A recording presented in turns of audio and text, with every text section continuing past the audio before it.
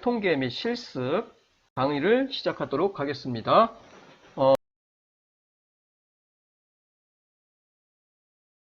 제3강 데이터의 기술, 데이터의 기술에 대해서 살펴보도록 하겠습니다.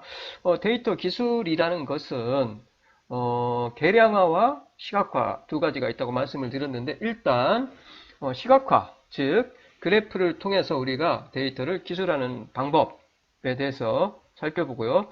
그리고 수량화죠. 수량화를 통해서 우리가 데이터를 기술하는 방법에 대해서 하나씩 살펴보도록 하겠습니다.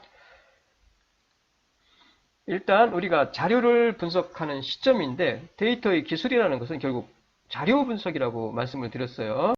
앞에서 우리가 말씀을 드렸듯이 자료 분석이라는 것은 결국은 그 자료가 가지고 있는 정보를 수치나 그래프를 사용해서 표현하는 것이라고 말씀을 드렸습니다. 즉 자료를 계량화하고 그리고 자료를 시각화를 통해서 우리는 그로부터 우리가 원하는 정보를 도출해 낼 수 있다는 것을 말씀을 드렸습니다.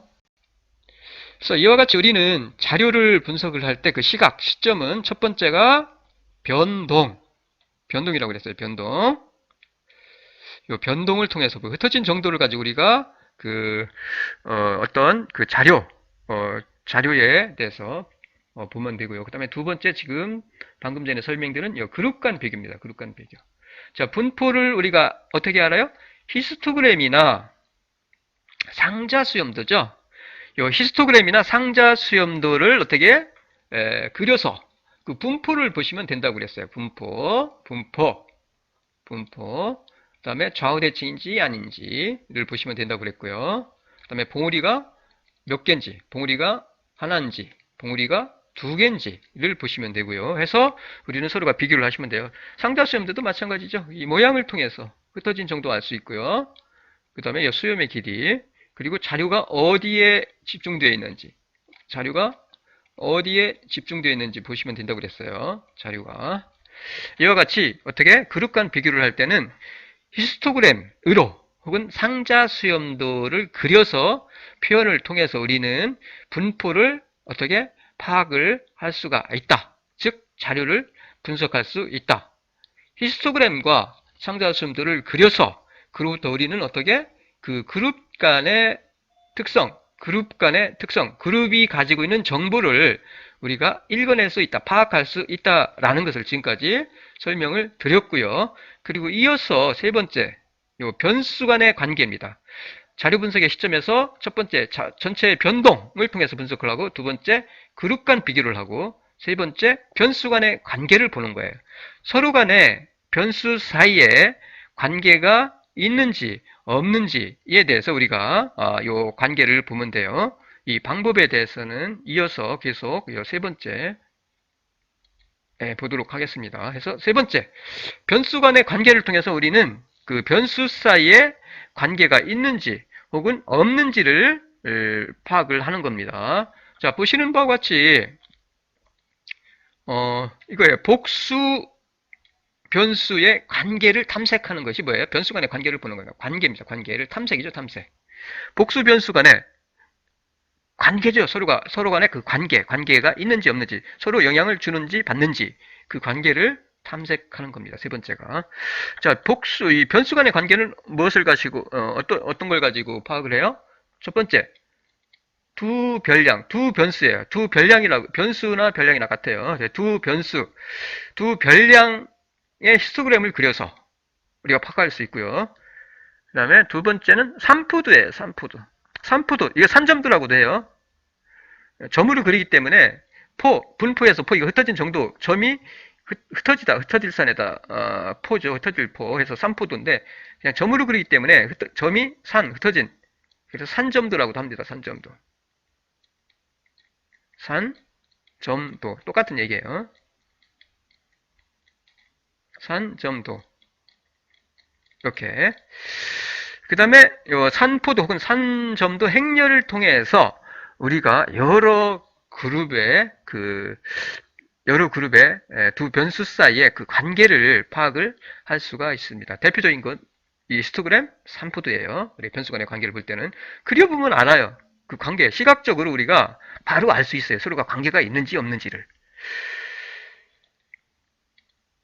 자, 볼까요? 두 별량 히스토그램을 한번 그려볼게요. 자, 두 별량, 두 변수 사이에 두 변수 간의 히스토그램이에요. 자, 보실까요? 이거는 그룹은 두 그룹입니다. 그룹은 몇 개? 두 그룹. 두 별량 히스토그램인데, 그룹은 두 그룹. A팀과 K리그, 야구 K리그의 A팀과 B팀 두 그룹 사이에 서로 비교를 하고 있는 겁니다. 자, 두 그룹에서 보세요. 두 그룹이 있는데 A팀, B팀에서 그들의 팀에서 세로는 뭐예요? 안타입니다. 안타를 나타내요. 위로 갈수록 안타가 많은 거예요. 그 다음에 가로는 도루입니다. 도루. 자, 우측으로 갈수록 도루가 많은 거죠. 무슨 얘기예요? 안타와 도루 사이에 서로가 관계가 있는지 없는지. 즉, 쉽게 말하면 안타를 이거는 무슨 얘기냐? 안타를 많이 치면 칠수록 우리는 도루할 기회가 많겠죠. 주루를 해야 어떻게? 도루도 할 수 있는 거니까. 주루 하려면은 어떻게? 1루로 가려면은 안타를 쳐야 1루까지 주루할 수 있잖아요. 그러니까 안타를 많이 치면은 도루도 많이 할 것이다 라는 것을 우리가 이 두 팀을 통해서 파악을 하고 싶은 겁니다. 그리고 이 두 팀의 그 특성을 파악을 하고 싶은 거예요. 자, A팀의 경우 안타를 많이 치면 도루를 많이 하는지, 그렇죠? 자, A팀의 경우 자, 안타를 많이 치면은 도루를 많이 하는지, 그리고 B팀의 경우도 마찬가지로 안타를 많이 치면은, 자, 안타를 많이 쳐요. 안타를 많이 치면은 그게 도루를 많이 하는지 이에 대해서 알고 싶은 거죠.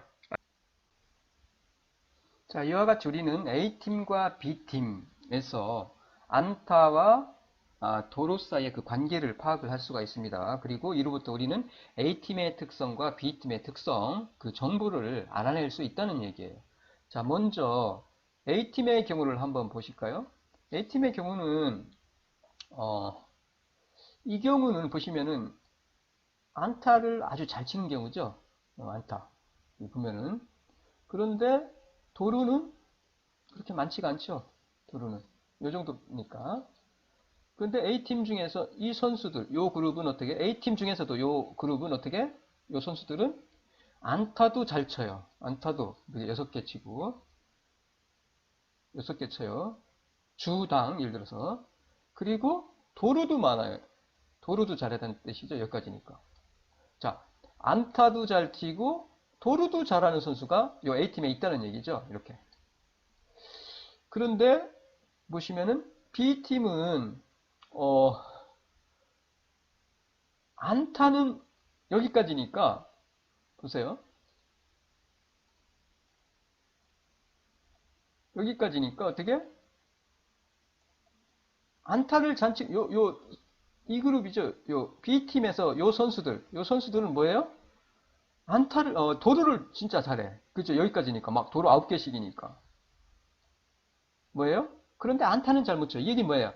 요 선수들은 요 A, B 팀 중에서 요 그룹에 있는 선수들은 뭐예요? 안타는 잘 못 쳐. 그런데 한번 출루를 했다. 그러면은 어떻게? 도루를 잘한다는 얘기죠. 뭐예요? 발이 빠른 선수들이란 얘기죠. 안타는 잘 못 치지만 한번 나갔다면은 어떻게? 도루는 잘하는 선수들이 있다는 얘기예요. 요 B팀은. 그런 얘기죠. 그리고 이 경우죠. 이 경우는 안타를 잘 쳐요. 안타를 잘 치지만은 도루는 그렇게 썩 많지 않아요. 한 평균 정도.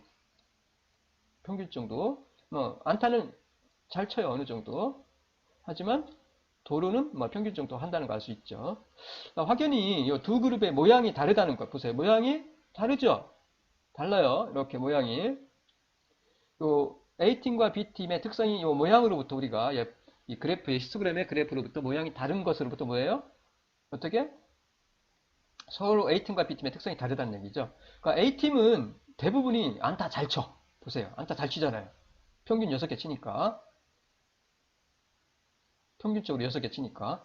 그리고 그 중에서 뭐예요?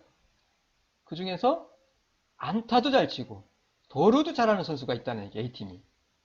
그리고 B팀은 안타를 잘 치는 선수가 일부 있어요. 요 일부.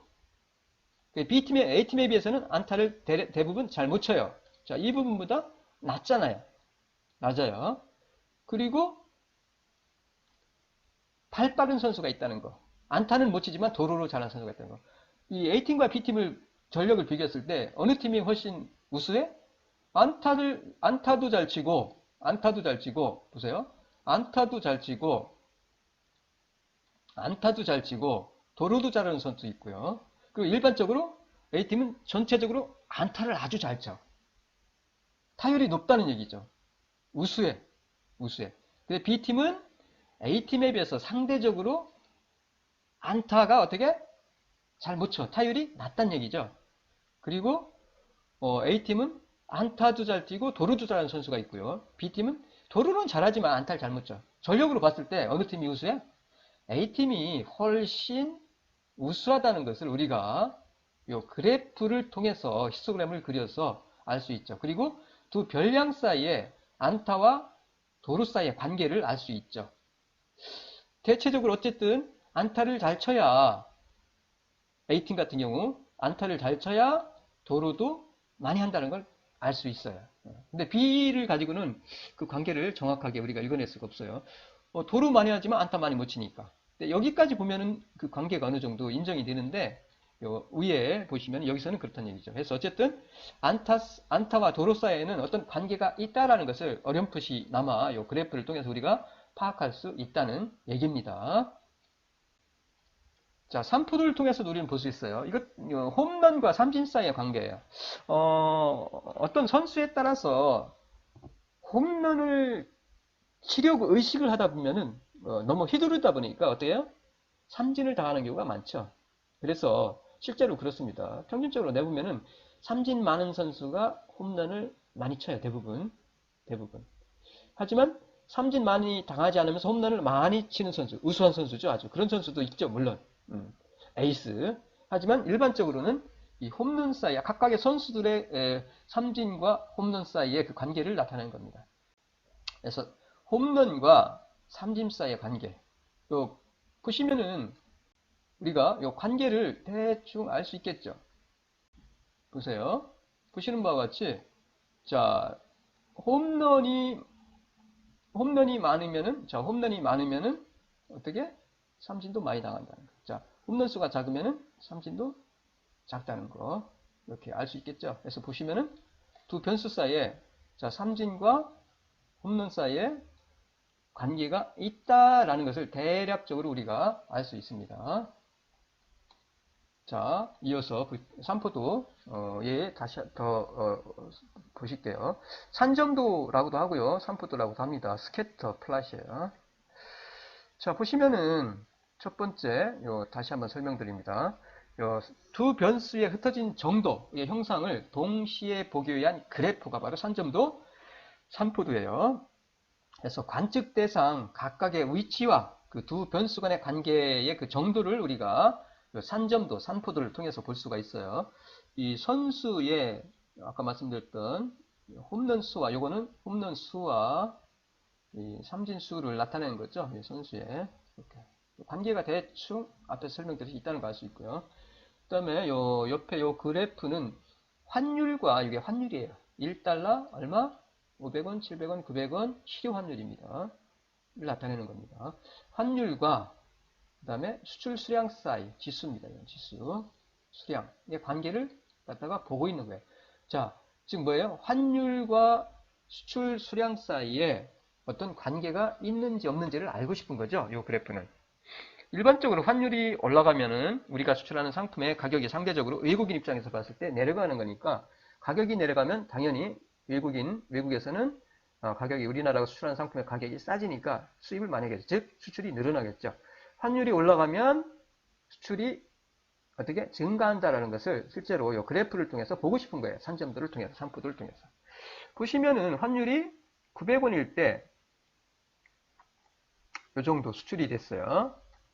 그런데 1300일 때는 어디로? 이렇게 올라갔죠. 이와 같이. 이렇게. 뭐예요? 환율이 올라가면 어떻게? 수출도 증가한다. 즉 실효 환율과 수출 수량 사이에는 관계가 있다라는 것을 우리가 요 산포도로부터 알 수 있다는 얘기입니다. 자, 그 다음에 산포도 행렬이에요. 이거는 산포도 행렬. 자, 보시는 바와 같이 이거는 그러니까 여러 가지 그 안타와 타점, 그 다음에 타점과 삼진, 그 다음에 삼진과 도로 사이의 그런 관계를 그러니까 행렬을 복수로 나타낸 겁니다. 그래서 산포도 행렬이라고 그래요. 보시면은 여기서는 한두 가지만 볼게요. 자, 보시다시피 안타와 타점 사이의 관계. 안타를 잘 쳐야 타점을 많이 따겠죠. 그 안타와 타점 사이. 이것도 보시면 좀 관계가 있어요. 이렇게 보시면은 관계가 있죠. 네. 그리고 타점과 삼진 사이 관계입니다. 타점과 이거는. 이것도 어느 정도 이게 타점이고 이게 삼진이니까 관계가 있다는 거 알 수 있겠죠. 삼진이 많은 삼진과 타점 사이에.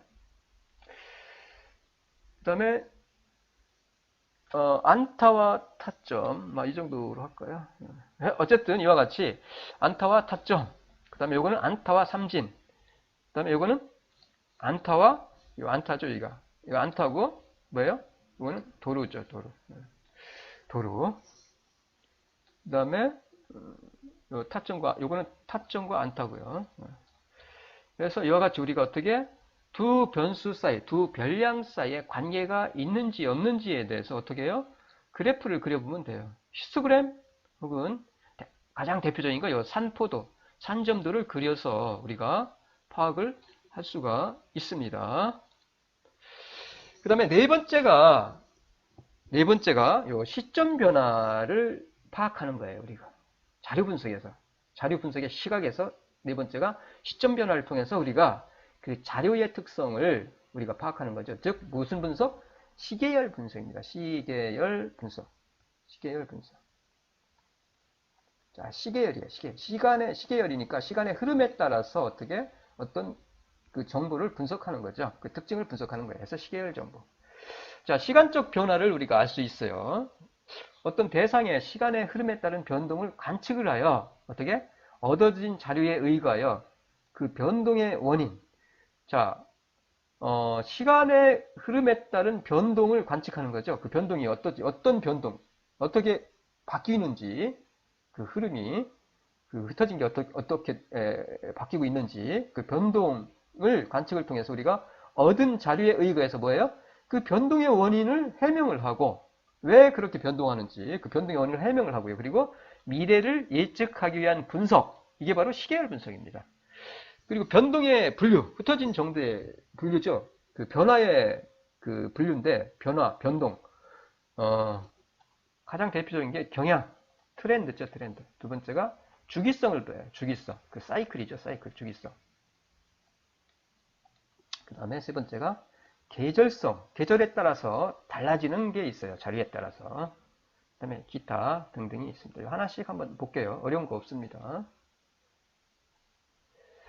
자, 네 번째 시점 변화를 통한 파악, 분석, 시계열 분석. 자, 지금 말씀드린 바와 같이 시계열을 분석할 때 우리는 경향 분석, 트렌드 분석하면 되고요. 혹은 주기성 분석하고요. 그 다음에 계절 조정, 계절성을 분석하고요. 그 다음에 평화라를 통해서 우리가 이 시계열을 분석을 합니다. 첫 번째, 시계열 분석에서 경향 분석이에요. 상승, 하강, 이런 거 보는 거죠. 이거 실제로 가져온 겁니다. 최근에 자료를.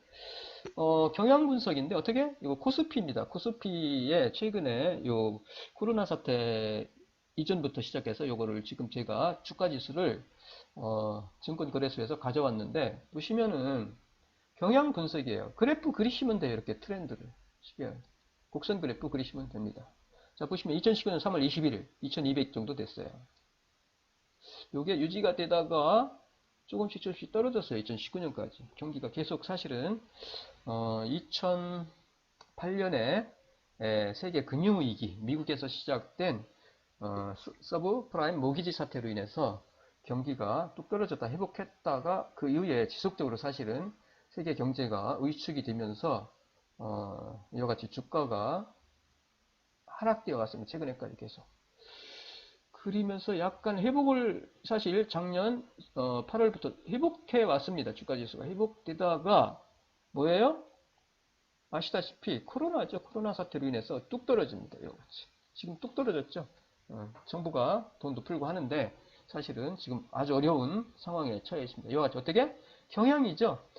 하강 국면이죠. 그러니까 여기 2019년 3월 21일부터 이제 2019년 여기부터 여기까지 2019년 8월 13일까지는 하강 국면이었어요. 하강 국면.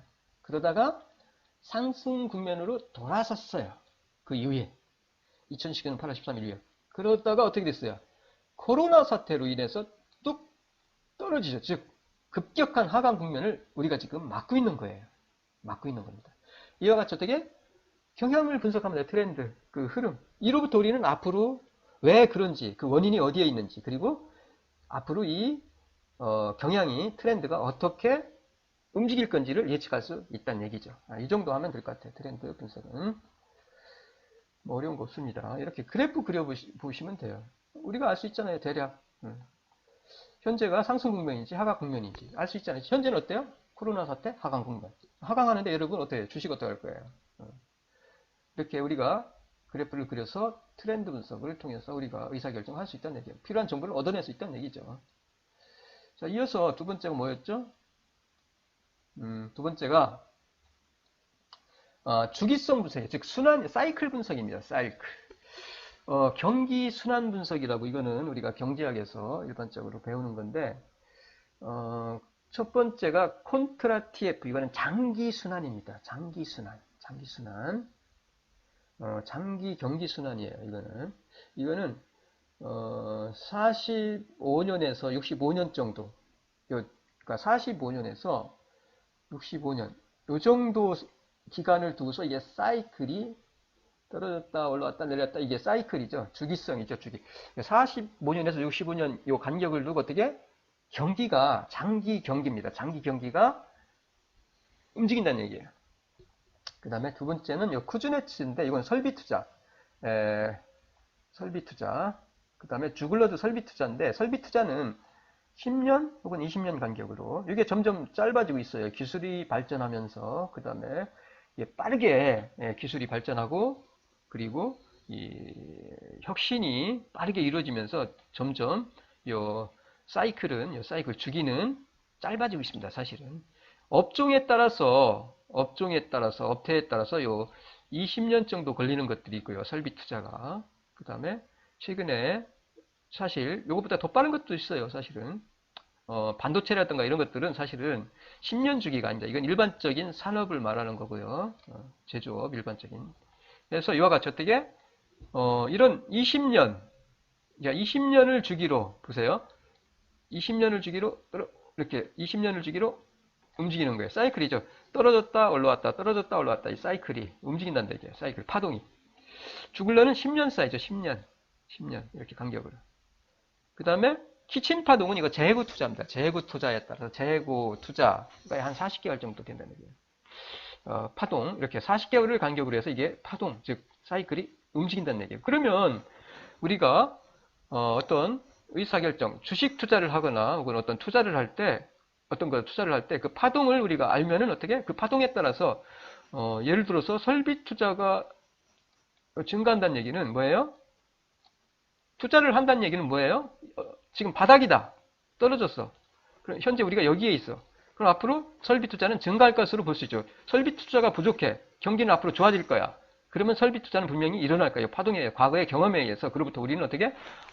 앞으로 설비 투자가 늘어나고 경기가 좋아지겠다라는 것을 예측할 수 있겠죠. 그러면 그에 따라서 우리는 어떤 투자를 판단하면 될 거예요. 주식 투자한다. 그러면은 떨어지는데 할 거예요? 물론 떨어지는데 하는 방법도 있어요. 하지만 어쨌든 오르기 전에 사는 거죠. 보통 우리는 이 시점에서 우리가 주식을 매입을 하면 올랐을 때 여기서 팔면은 이 차이만큼 어떻게 이익을 얻을 수 있다는 얘기죠. 이것도 마찬가지고요. 그래서 이와 같이 우리는 주기성, 그 사이클을 분석을 통해서 우리는 어떤 의사결정에 필요한 정보를 얻어낼 수 있다, 끄집어낼 수 있다, 도출해낼 수 있다라는 것을 말씀을 드릴 수가 있습니다. 그 다음에 뭐가 있었죠? 이것도 주기성. 예, 반도체 같은 경우는 아까 말씀드렸듯이 이렇게 짧아요. 4년 주기입니다. 4년 주기. 이게 실제로 이거 가져온 거예요. 4년 주기설이 지금 반도체에서는 이렇게 4년마다 실제 데이터입니다. 이거 실제 데이터. 4년마다 대략적으로 이렇게 사이클이 돈다는 얘기예요. 반도체 같은 경우. 그 다음에 계절성입니다. 계절성. 우리가 계절성 세 번째 우리가 시계열 분석에서 시간의 흐름, 그 변동을 통해서 우리가 분석을 하는데 자료 분석을 하는데 세 번째가 계절성. 계절성입니다. 이 그래프는 실제 데이터입니다. 백화점의 매출액이에요. 백화점의 매출액인데 보시면은 백화점의 매출액이고요. 그 다음에 88년부터 시작해서 98년도까지의 그 데이터를 가져온 겁니다. 자, 이게 보시면 막 올라왔다 내렸다. 이게 잘 모르겠죠, 이게 막. 응? 올라왔다 내렸다, 이게. 뭔가 이게 명확하지가 않죠? 그래서 어떻게 해요? 백화점은 계절에 따라서 매출이 달라집니다. 그래서 그 흐름을, 변동을 보기 위해서는 어떻게 해요? 조정을 해줘야 돼요. 계절성을 제거를 해주면 됩니다. 그래서 만든 게 뭐예요? 잠깐 아까 나왔던 거, 요거예요. 요거. 계절 조정을 한 다음에 데이터입니다. 그러면 우리가, 시간의 흐름에 따라서 이 자료가, 즉 매출액이 어떻게 변동하고 있는지 그 흐름을 우리가 파악할 수 있겠죠. 자, 보세요. 쭉 올라가다가 여기서 잠깐 변동이 있었지만은 상승 경향이죠. 그러다가 뚝 떨어져요. 계속 하강 국면이죠. 그러다가 어떻게? 즉 92년 이후에 백화점 매출은 점점 떨어지고 있구나라는 거, 왔다는 거 알 수 있겠죠. 그리고 그러면 요 앞으로도 어떻게 되겠구나라는 걸 대략적으로 우리가 예측할 수 있겠죠. 과거의 경험에 의해서. 그리고 이 97년은 아마 여러분 아실 건데 IMF 위기 때죠. 이때 그 IMF 위기 전까지 막 엄청 이게 매출이 좋았어요. 그러다가 IMF가 터지면서 어떻게 뚝 떨어진 거죠. 이와 같이. 그러니까 예외적인 것은 빼시면 됩니다. 예외적인 것은 제거를 하고 그러니까 전체적인 흐름을 통해서 우리가 그 필요로 하는 정보를 얻어내면 돼요. 얻어내면 됩니다. 그 다음에 마지막으로 평화라가 있어요. 평화라. 이 평화라는 사실은 계절 주동도 평화라라고 볼 수 있는 건데 평화랍니다. 변동이 아주 불규칙해요. 이 불규칙한 변동을 제거하는 방법이 바로 평활화, 아주 평탄하게 이렇게 만들어 주는 거예요. 그 가장 대표적인 게 이동평균법이 있어요. 평활화를 하는 방법 중에서 가장 대표적인 게 이동평균법. 그 시점 사이에 그 변수, 별량이 있을 거네요. 여기서 보시면 t기, 그 다음에 t-1기, 이것보다 이전 거죠.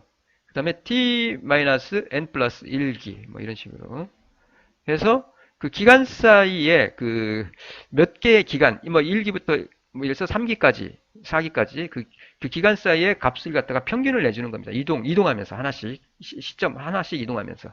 이게 바로 이동평균법이에요. 자, 볼까요?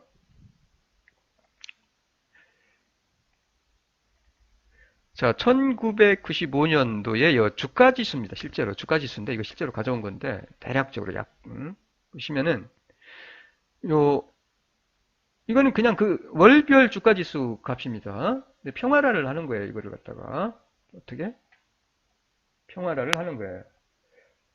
보시면은 자, 요 값이죠. 2월 값이죠. 2월 값. 예, 평활화해서 3개월 이동평균, 3개월 7일. 즉 요거죠. 586.2 요거 그리고 2월 달 거 그리고 요거 1월 달 거 해서 3개니까 3 나눠서 평균 낸 거죠. 3개월. 그 다음에 이동하면서 똑같이 마찬가지입니다. 이와 같이 이동하면서 여기는 요거는 요 값이죠. 요 값. 요 평균 낸 거죠. 요거는 뭐예요? 요거는 요거.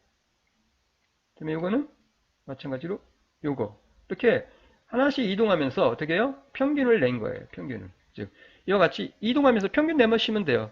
처음에 요거, 그 다음에 요거, 이와 같이 이동하면서 평균을 내준 거예요. 이동평균이에요. 그래서 이동평균. 평화라죠, 평화라. 처음에 요거.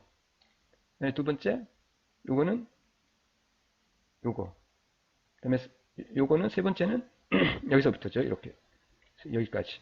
그래서 이같이 이동하면서 3개월치 평균을 내준 거죠. 이 경우는 3개월 이동평균. 뭐 주로 하는 경우 뭐 몇 주 이동평균, 뭐 4개월 이동평균, 5개월 이동평균, 뭐 5주 이동평균 이런 거 많이 합니다. 주가지수에서 주로 혹은 월로, 뭐 시간별로도 할 수 있고요. 그래서 이와 같이 이동평균을 통해서 우리가 평화라를 통해서 그 불규칙한데 아주 불규칙한데 이거를 갖다가 규칙화, 즉 우리가 이 이동평균을 통해서 불규칙성을 규칙성 우리가 파악할 수 있는 정보로 변환을 해주는 거죠. 이게 바로 평활화입니다.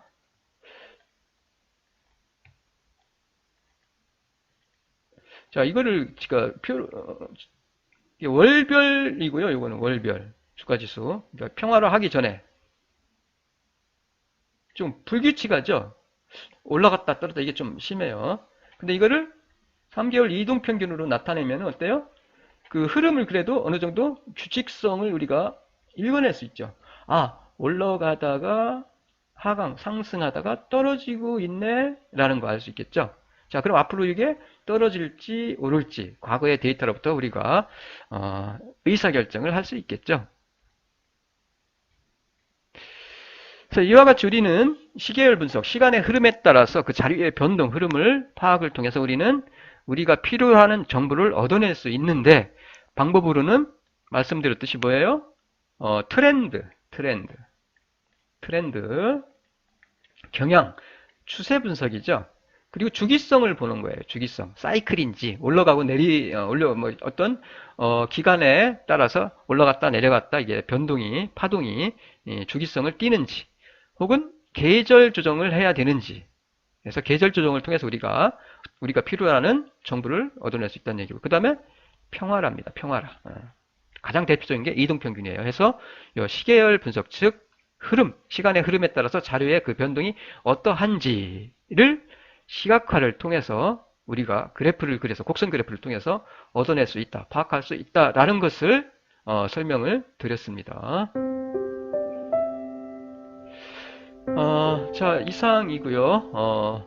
제 3강은 여기까지고요. 여러분 정말 수고 많았고요. 마칠게요.